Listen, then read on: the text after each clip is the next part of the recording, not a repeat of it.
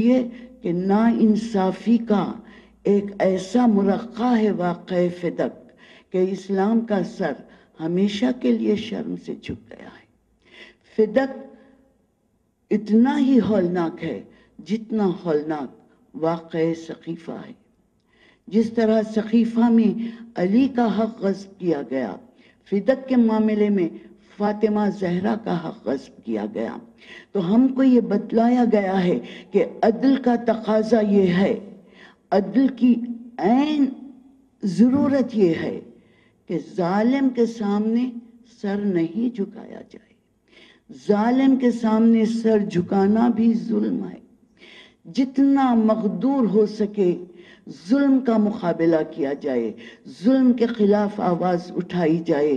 یہ بات ہمیں شہزادی فاطمہ زہرا نے بتلایا کہ فدق کے معاملے میں اگر چاہتی تو شہزادی عالمیان اس اسلام کی مدبر ہستی کی زوجہ تھی، اسلام کی اس مدبر ہستی کی زوجہ تھی جس کا نام علی ہے، جو فصاحت و بلاغت میں اتنا مشہور رہا ہے، جس کے علم کی لاجک کی کوئی انتہا نہیں، حکمت کی کوئی انتہا نہیں۔ شہزادی عالمیان کہہ سکتی تھی کہ یا علی فدق کے معاملے کو آپ سلجھا دیجئے، یا علی میرے لیے آپ میری نیابت میں فدق کے معاملے کو حل کر دیجئے، لیکن شہزادی عالمیان نے درمیان سے علی کو بھی ہٹا دیا، فدق کے معاملے کو خود حل کرنے کے لیے دربار خلافت میں پہنچی، بحث کی، مباحثہ کیا۔ خطبہ فدق فاطمہ زہرا کا دیا ہوا ایسا خطبہ ہے جس میں لاجک بھی ہے، جس میں علم بھی ہے، جس میں لٹریری انداز بھی ہے۔ یہ تمام باتیں بتلا کر شہزادی عالمیان نے ہم کو ایک سبق دیا، قیامت تک کے لیے ایک نمونہ دیا کہ رسول کی بیٹی اپنے حق کو منوانے کے لیے جب دربار خلافت میں جا سکتی ہے تو تمہارے لیے بھی ضروری ہے کہ اپنے حق کو منواؤ، ظلم کے سامنے سر نہیں جھکاؤ۔ یہ پہلا قدم تھا جو اہل بیت اطہار میں سے ایک بی بی نے اٹھایا کہ دربار خلافت میں ظلم کے خلاف آواز اٹھائی، اور یہی آواز تھی جو دمشق میں دربار یزید میں زینب کی آواز بن کر گونجی۔ وہ پہلا قدم تھا، وہ ابتدا تھی جو فاطمہ زہرا نے رکھی کہ ظالم کا ساتھ دینے والا بھی ظلم کرتا ہے۔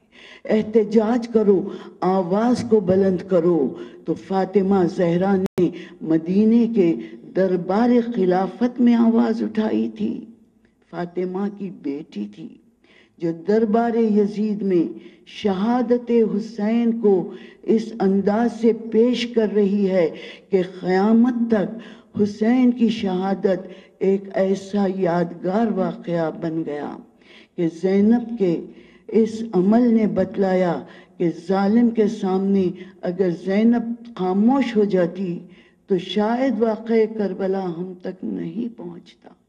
یہ احسان ہے شہزادی زینب کا کہ کربلا کے واقعے کو ہم تک پہنچایا۔ اور جب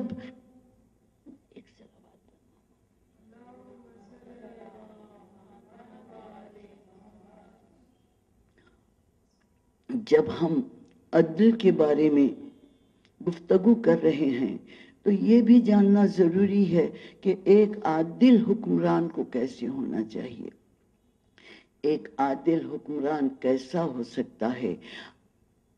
مولا کائنات ہی کی زندگی پر گفتگو چونکہ کر رہی ہوں، تو جب مولا کائنات کو ظاہری خلافت پر متمکن کیا گیا، ظاہری خلافت پر علی کے ہاتھوں پر بیعت کی گئی، تو رسالت مآب کے وفات سے مولا کائنات کے دور بیعت کے شروع ہونے تک 30 سے زیادہ عرصہ گزر چکا تھا۔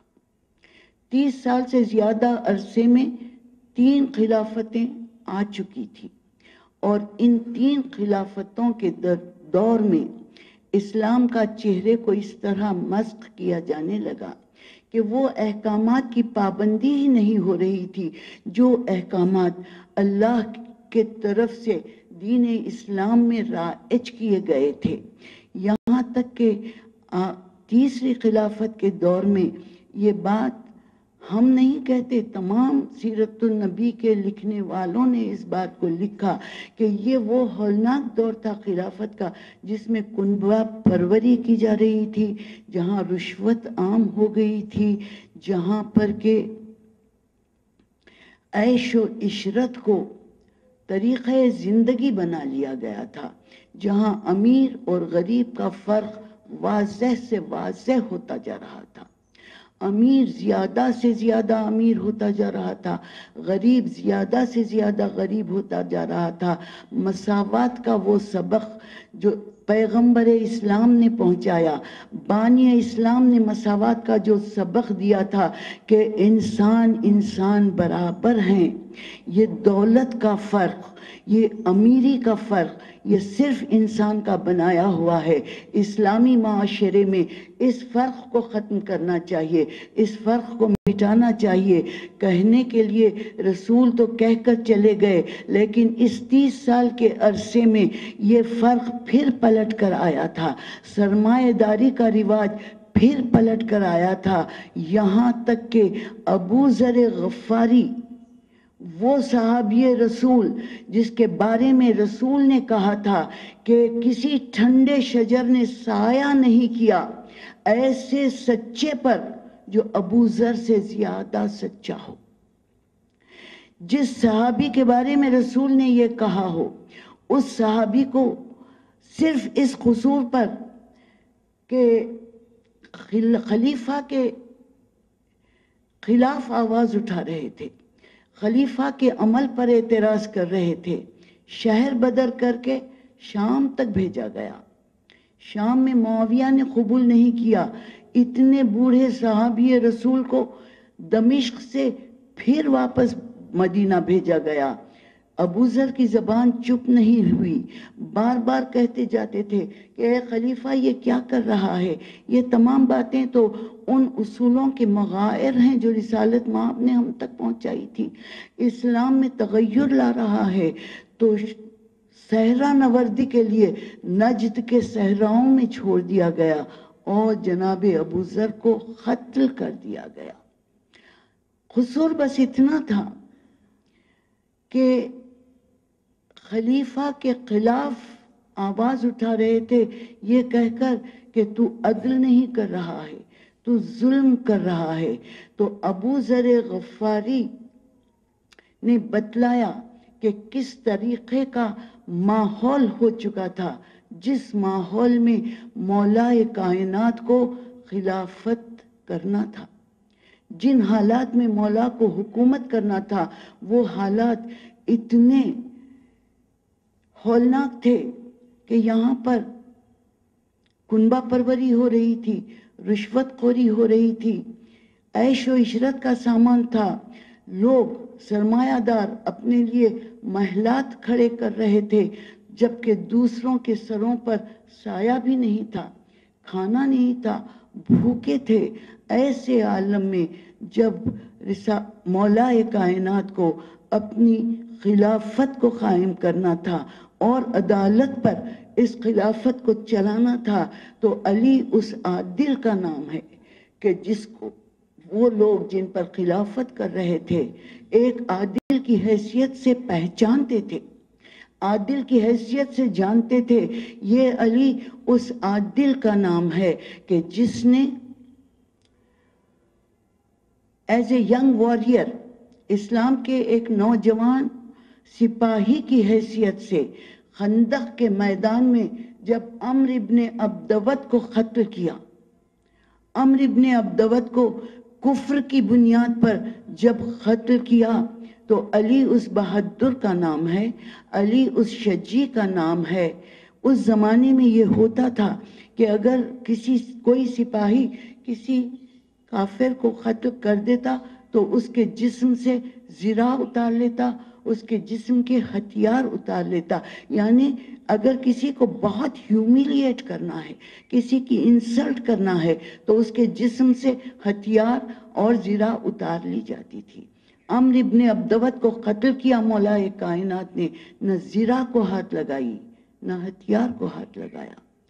بھائی کی لاش کو تلاش کرتے ہوئے عمر ابن عبدوت کی بہن جب بھائی کے لاشے پر پہنچتی ہے اور لاشے پر موجود ہتھیار اور زرہ کو دیکھتی ہے تو کہتی ہے کہ جہاں مجھے اس بات کا بہت غم ہے، رنج ہے کہ کسی نے میرے بھائی کو قتل کر دیا، وہاں اس بات کی بھی خوشی ہے کہ میرا بھائی اس کے ہاتھوں قتل ہوا، جو انتہائی شریف ہے، انتہائی شریف ہے.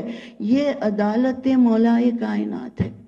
یہ عدل ہے کہ قاتل کی بہن اس بات کا اقرار کر رہی ہے کہ علی اس شریف ہستی کا نام ہے کہ جس نے مردے کو ہیومیلیٹ نہیں کیا، انسلٹ نہیں کی، ظلم نہیں کیا. تو یہ عدالت مولا کائنات ہے، عدالت علی ہے. دوستو، بات کو آگے یہ کہہ کر بڑھاؤں کہ جب حکمرانی ملی یا خلافت ملی مولا کائنات کو، تو اپنے دور خلافت میں مولا کائنات نے مالک اشتر کو جب گورنر بنا کر بھیجا گیا تھا تو مالک اشتر کو ایک خط لکھا. نہج البلاغہ میں یہ خط موجود ہے، اس کا نمبر 53 ہے. مولا کائنات کا خط، مالک اشتر کا نام، جس میں کس طرح سے حکومت کی جانی چاہیے اس کو تفصیل سے بیان کیا. اسلام میں یکسانیت کا جو پیغام دیا گیا، یونیورسل بردرہڈ کا جو پیغام دیا گیا، اس کے بارے میں مولا کائنات مالک اشتر کو خط لکھتے ہوئے لکھتے ہیں کہ اے مالک اشتر، جس جگہ پر تم جا رہے ہو، جن لوگوں پر تم حکومت کر رہے ہو، ان لوگوں میں اگر تم دیکھو تو دو قسم کے لوگ ملیں گے. دو قسم کے لوگ ملیں گے. ایک وہ جو تمہارے ایمانی بھائی ہیں، ایمان میں تمہارے ساتھ ہیں، تو وہ تمہارے ایمانی بھائی ہیں. اور ایک ایسے لوگ ہیں جو کریشن میں تمہارے ساتھ ہیں، تخلیق ان کی اسی طریقے سے ہوئی جیسے تمہاری. فرق بس اتنا ہے کہ ایک ایمان میں تمہارے ساتھ ہیں، خیالات میں تمہارے ساتھ ہیں، اور دوسرے وہ ہیں جو کریشن میں تمہارے ساتھ ہیں. جیسی تخلیق تمہاری ہوئی ویسی تخلیق ان کی بھی ہوئی. یہ دونوں گروپس کو الگ نہیں کرنا. ایمانی بھائی بھی تمہارے عدل کے، انصاف کے مستحق ہیں، اور وہ جو خلقت میں، کریشن میں تمہارے جیسے ہیں، ان کے ساتھ بھی ناانصافی نہ کرو. یہ ہے عدالت مولا کائنات.